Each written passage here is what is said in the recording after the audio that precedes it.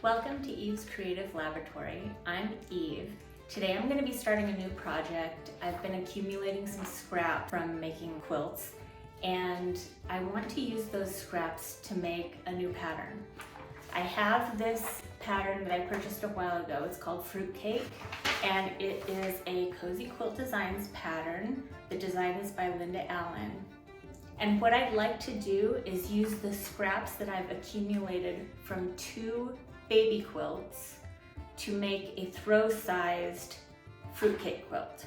This pattern calls for a layer cake, which are 10-inch squares. I only have a few 10-inch squares left from the baby quilts that I've previously made. So instead of using 10-inch squares, I'm going to cut my fabric into 5-inch squares and see if that can work for this pattern.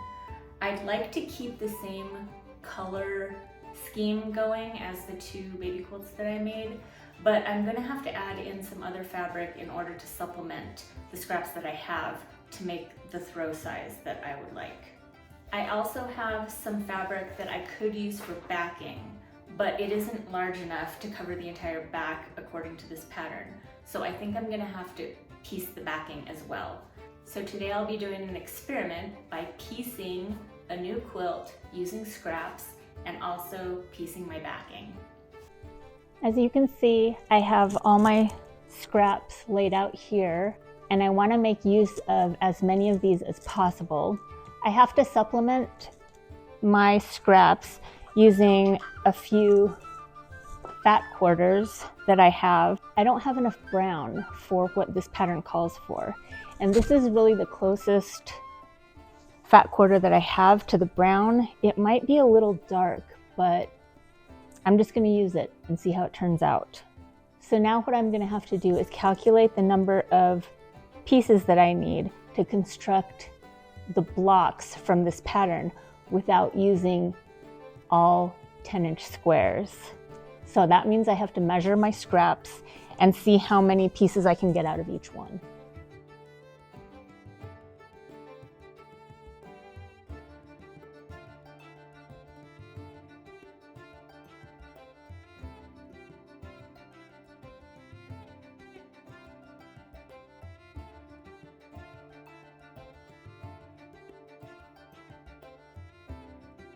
Now what I have to do is sort my fabric so I have approximately equal combinations of all of these colors, because I wasn't able to have all the same brown or all the same white.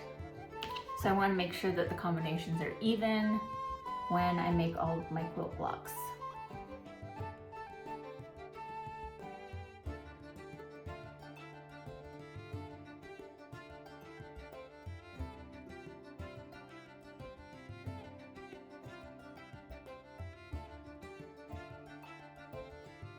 I have a discrepancy in the numbers of pieces that I cut.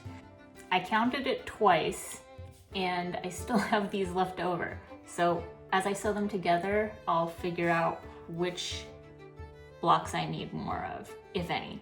This is the order that they're gonna be sewn into, so I'm gonna chain piece all of them. I'm going to sew these 2 smaller strips together first, and then I'll add the big piece to this unit.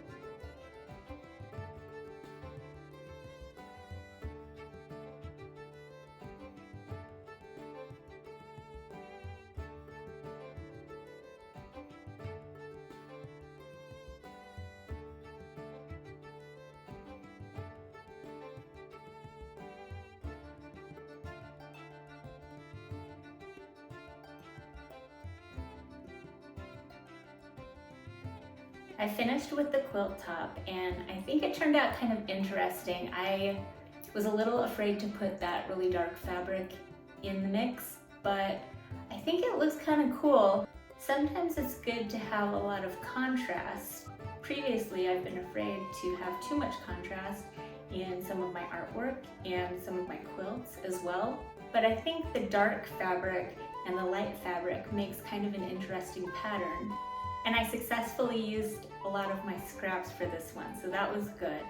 I've never done a flange binding before, but I think this particular quilt might be perfect for flange binding because I could put a lighter fabric as the main binding and have a black flange for just a little bit of framing around the whole quilt top.